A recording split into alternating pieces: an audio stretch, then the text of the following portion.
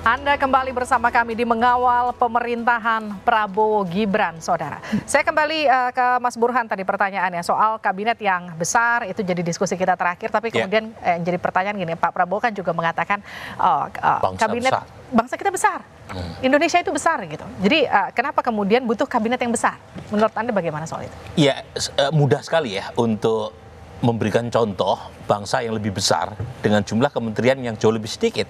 Amerika Serikat itu lebih besar penduduknya maupun wilayahnya, meskipun perbedaannya Amerika Serikat daratan, itu kementeriannya cuma 15. China cuma 21 ya. India juga lebih kecil, meskipun tentu sistem pemerintahnya beda. Di sana sistem federal ya. Tetapi poin saya, argumen itu bisa di-challenge dengan mudah. Karena sebelumnya belum pernah kan, mungkin zaman Pak Soekarno ya yang pernah kabinet besar. Tapi overall sejak ada pembatasan jumlah kementerian, sebelum akhirnya direvisi terakhir, itu kan jumlah kementerian kita maksimum 34. Dan bisa jalan gitu. Jadi poin saya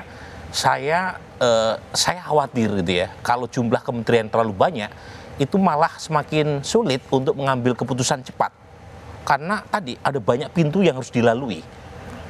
Ada banyak koordinasi dan sinergi kebijakan yang harus dilalui. Studi sebelumnya menunjukkan dengan penambahan kementerian baru itu minimal perlu waktu 2 tahun tuh untuk menyediakan papan kementerian sampai tingkat bawah, kop surat, stempel. Itu persoalan teknis tetapi mengganggu tuh kalau tidak diselesaikan. Nah, jadi misalnya tadi saya kasih contoh ya Bu Teliza ya, ada satu kementerian awalnya Kementerian Pendidikan Kebudayaan Ristek Dikti gabung di bawah Nadiem zaman Pak Jokowi, konon kabarnya akan dibelah jadi 3. Ada Kementerian Kebudayaan, Kementerian Pendidikan Dasar dan Menengah, dan satu lagi adalah Kementerian Ristek dan Dikti. Nah, untuk Dikdasmen itu dirjanya cuma 2. Kemudian ada menteri 1. Nah, konon wamennya ada 2. Jadi bentuknya tidak lagi seperti piramida, tetapi piramidanya terbalik. Ya. Jadi yang atas lebih gede ketimbang yang bawah. Nah, ini jadi problem untuk pengambilan kebijakan, apalagi kalau harus dikoordinasikan dengan menteri-menteri lain. Jadi menurut saya perlu dipikirkan untuk mempermudah proses pengambilan keputusan. Caranya harus dicari postur yang lebih ramping. Tetapi sepertinya itu sulit untuk kita harapkan sekarang karena Pak Prabowo sudah memanggil banyak sekali orang dan konon kisarannya antara 44 sampai 48 dan ya harus cari formula lain bagaimana caranya supaya dengan postur yang besar selain efek anggaran, pengambilan kebijakan bisa dipercepat ya, meskipun dengan tadi konsekuensi pintu yang makin banyak harus dilalui untuk sampai pada proses pengambilan keputusan. Oke, kita masuk ke soal isu pencegahan korupsi yang kalau tadi Mas Burhan di awal kan juga sempat katakan proses seleksi dari tiap pemimpin negara itu kan pasti akan beda-beda. Kalau Pak Jokowi dulu kan memberikan calon-calonnya ke KPK.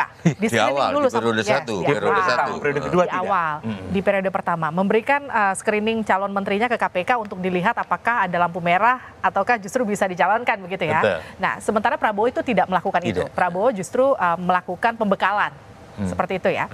Tapi kemudian gini, tadi di pelantikan Pak Prabowo sempat mengatakan untuk memberantas korupsi seperti ikan kalau busuk itu harus dimulai dari kepalanya dulu. Jadi untuk menjadi satu bangsa yang besar bebas dari korupsi, pemimpinnya tuh harus benar dulu begitu ya. Jadi apakah ini kemudian yang ingin dicapai dari Pak Prabowo dari kabinetnya dan juga dengan sebenarnya Pak Prabowo berkali-kali ya menyatakan komitmen lisannya untuk memberantas korupsi. Termasuk statementnya di acara sebuah bank BUMN yang mengatakan bahwa menteri jangan cari-cari duit ya di APBN. Betul. Kemudian juga statement yang dia ulang berkali-kali yang merujuk pada ayahandanya sendiri, Profesor Sumitro, berkaitan dengan tingkat kebocoran minimal 30%. Dan itu sebenarnya menjadi semacam energi yang positif buat Pak Prabowo. Tetapi di level eksekusi itu sepertinya mismatch gitu ya.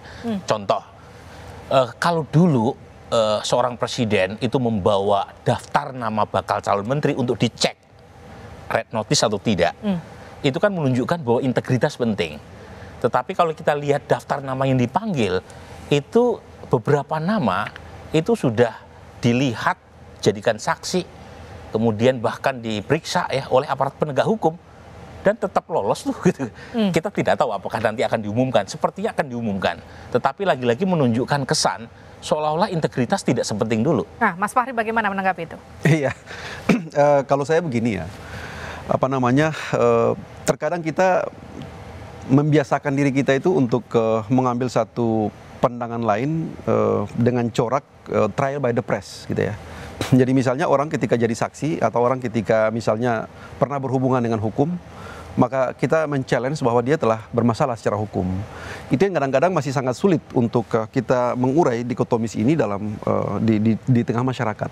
Kalau saya karena mungkin background saya sebagai seorang ahli hukum gitu, yang mengerti tentang bagaimana aktivitas hukum bekerja atau bagaimana agar hukum itu dia memproses orang-orang yang bermasalah atau suspek potensial bermasalah dan seterusnya. Saya melihat bahwa semua itu memang harus clear di tingkat pengadilan gitu ya. Nah, kalau misalnya hari ini, misalnya besok orang ketika dipanggil menjadi saksi, harap diingat bahwa memang dalam konstruksi kita, dalam hukum kita itu jadi saksi itu belum tentu bermasalah.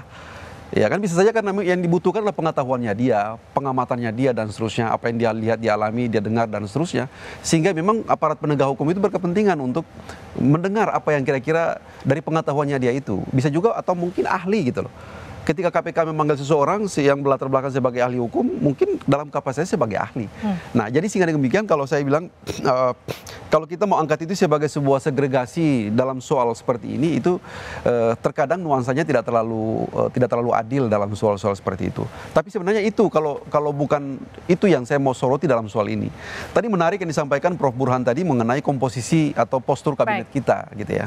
Nah, jadi memang antara Amerika Serikat dan Indonesia ini kan memang kita tidak bisa apple to apple mengatakan seperti itu.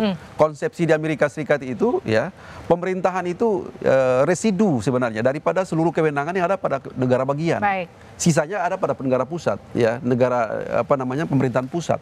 Kalau kita terbalik ya, pusatnya itu adalah kewenangan asli, residu ada pada daerah dan seterusnya. Nah, saya kira-kira seperti itu. Telisa, kalau kita bicara soal tadi, kita bicara soal pencegahan korupsi, kita bicara soal kabinet yang besar begitu. Biasanya kebocoran-kebocoran dari anggaran negara yang kemudian berpotensi untuk dikorupsi para pejabat itu lewat mana celahnya?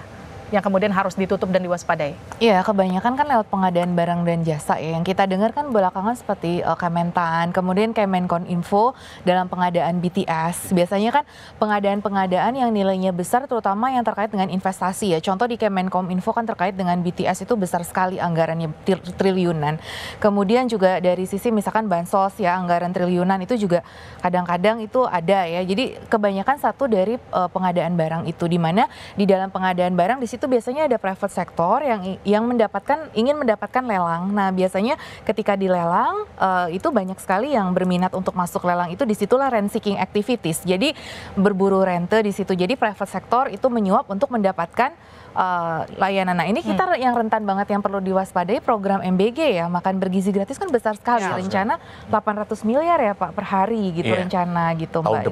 Tahun depan 71T itu. Iya, 71T. Bahkan dicanakan pokoknya per hari 800M. Nah, itu gimana mengawasi uang 800M itu? Pasti kan ada kemungkinan kebocoran. Nah, makanya tadi disampaikan bahwa setuju banget negara gagal atau berhasil itu sebetulnya ekonomi kelembagaan. Nah, ekonomi kelembagaan itu adalah dari sisi tadi ya, salah satunya corruption. Tadi benar sekali Prof. Sumitro Joyo Hadikusumo, senior kami di FEBU itu selalu bilang ICOR itu kita kebocoran selalu 33% lah perkiraannya gitu. Jadi nggak pernah full gitu multiplier efeknya. Nah, sekitar itulah. Nah, jadi bagaimana corruption kita kan di International Transparency Index itu kan kita juga turun terus ya. Artinya korupsi kita artinya semakin buruk gitu. Nah, ini bagaimana leadershipnya? Kita berharap presiden baru ini membawa angin segar dari leadership. Nah, tapi tadi ya harapannya sebetulnya ya tadi kalau bisa dicek dulu para calonnya dan sebagainya itu sebetulnya lebih baik. Tapi nggak tahu, mungkin ada alasan lain dengan cara yang lain. Tapi kami setuju banget bahwa memang ya jangan sampai ada kebocoran lagi, karena multiplier efek nanti bisa tidak optimal seperti itu kalau ada kebocoran tadi. Nah,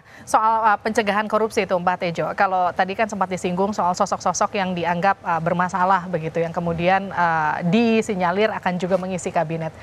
Bagaimana soal kalau secara hukum belum ada keputusan, artinya belum dianggap orang tersebut ya, saya setuju Pak Fahri, tapi di samping soal hukum ada faktor rasa, Mas, masalahnya di Oke, Pak Tejo, nanti kita lanjutkan saja dah.